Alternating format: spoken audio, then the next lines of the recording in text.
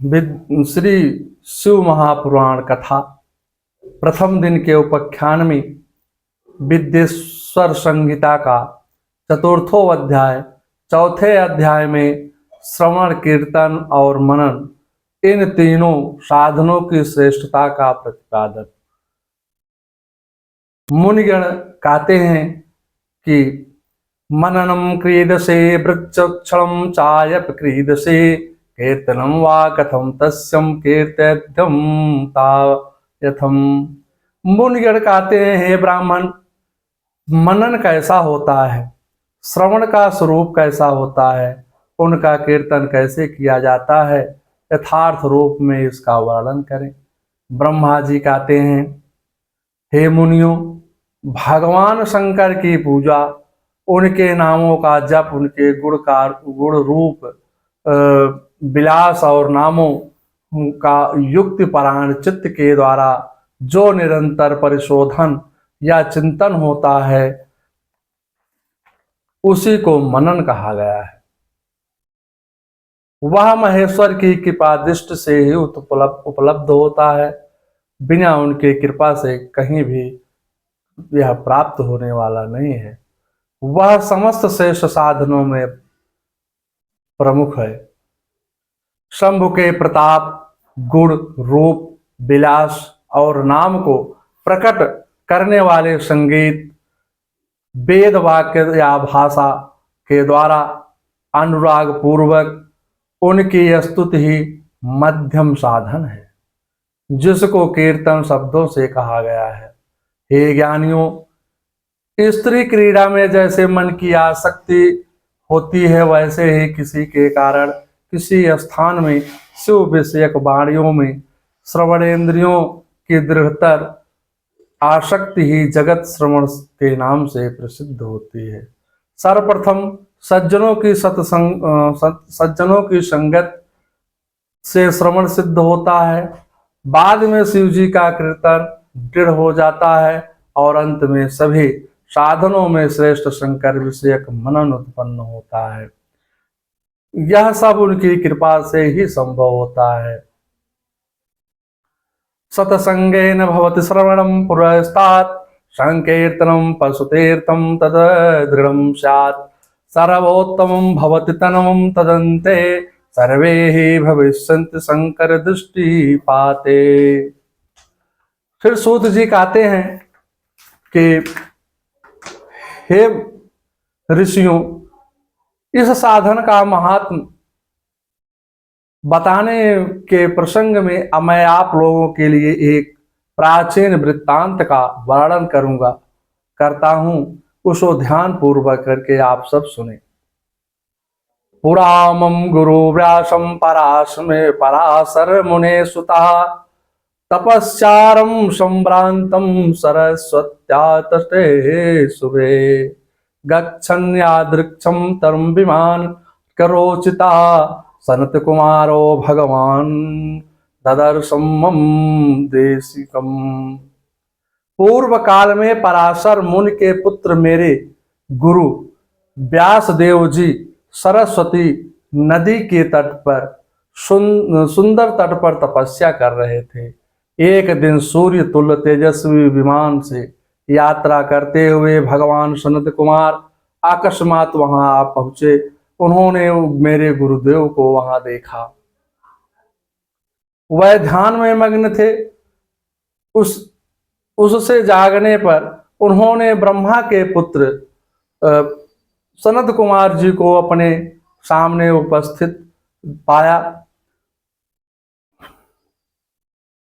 वह बड़े वेग से उठे और उनके चरणों में प्रणाम करके मुनि ने उन्हें अर्घदान प्रदान किया। देवताओं के बैठने योग्य आसन भी समर्पित किया। तब प्रसन्न हुए भगवान सनत कुमार विपरीत भाव से खड़े हुए व्यास जी से गंभीर वाणी में कहने तब प्रसन्न हुए भगवान सनत कुमार विनीत भाव से खड़े हुए, माने हाथ जोड़ करके व्यास जी से गंभीर वाणी में कहने लगे। सनत कुमार जी कहते हैं, हे मुनि, आप सत्य सनातन भगवान शंकर का हृदय से ध्यान कीजिए, तब से शिव प्रत्यक्ष होकर के आपकी सहायता करेंगे। जब यहाँ तप किस लिए कर रहे हैं आप, यहाँ तप किस लिए कर रहे हैं? इस प्रकार सनत कुमार के कहने पर मुनि व्यास ने अपना आशय कहा। मैंने आपकी कृपा से ही वेद समस्त धर्म, अर्थ, काम और मोक्ष की कथा को मानव समाज में अनेक प्रकार से प्रदर्शित किया है। इस प्रकार सर्वथा गुरु स्वरूप होने पर भी मुझ में मुक्ति के साधन का, ज्ञान का उदय नहीं हुआ है। यह आश्चर्य की बात है। माने व्यास जी कहते हैं सनत कुमार से कि मैंने ही 18 पुराणों की रचना किया और गुरु पद पर भी मैं आसीन हूँ, और जो समाज को मैं ज्ञान का उपदेश दिया, लेकिन उसके बाद भी मुझको मुक्ति के साधन का ज्ञान उदय नहीं हुआ है। यह बड़ी आश्चर्य की बात है। मुक्ति का साधन न जानने के कारण उसके लिए मैं तपस्या कर रहा हूं। एवं भूतस्यमेवं गुरुभूतस्य सर्वथा मुक्ति साधनकं ज्ञानम नवोदितं परमादितं तपस्यर्मुक्तं न जाने तत्र कारणम्। हे विपेंद्र माने ब्राह्मण, इस प्रकार जब व्यास मुनि ने भगवान सनत कुमार से प्रार्थना किया, तब वह समर्थ सनत कुमार जी मुक्ति का निश्चित कारण बताने लगे। भगवान इत्तम कुमारे भगवान व्यासेन मुनिनार्तितं समर्थं प्राभिप्रेणुश्च मुक्ति कारणम् श्रवणं कीर्तनं सभो मननं चा महत्तरं तरं साधन मुक्तं विद्यते वेद समस्तम्। भगवान शंकर का श्रवण, कीर्तन, मनन ये तीनों महत्तर साधन बताए गए हैं। ये तीनों ही वेद सम्मत हैं। पूर्व काल में दूसरे दूसरे साधनों से संभ्रम में पड़ करके घूमता घामता मंदराचल में जा पहुंचा और वहां तपस्या करने लगा। तदुपरांत महेश्वर शिव जी की आज्ञा से भगवान नंदकेश्वर वहां आए। उनकी मुझ पर बड़ी दया थी।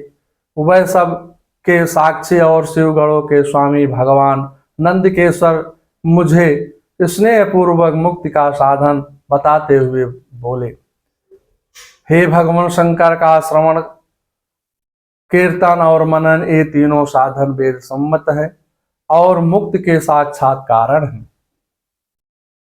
यह बात स्वयं भगवान शिव ने मुझसे कही है।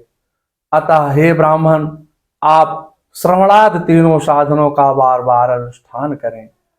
त्रिकम चा साधनम मुक्ते शिवेन मम भासिता श्रवणादि त्रिकम ब्रह्मान कुरुष्यमेतुम मुर्मुहा। व्यास जी ने बार बार ऐसा कहा करके अनुगामियों सहित ब्रह्मपुत्र सनत कुमार को विमान से परम सुंदर ब्रह्म धाम को लेकर चले गए। इस प्रकार पूर्व काल में इस उत्तम वृत्तांत का मैंने संक्षेप में वर्णन किया। ऋषिगण बोले, हे सूत जी, आपने श्रवण आदि तीनों साधनों की मुक्ति का उपाय बताया है।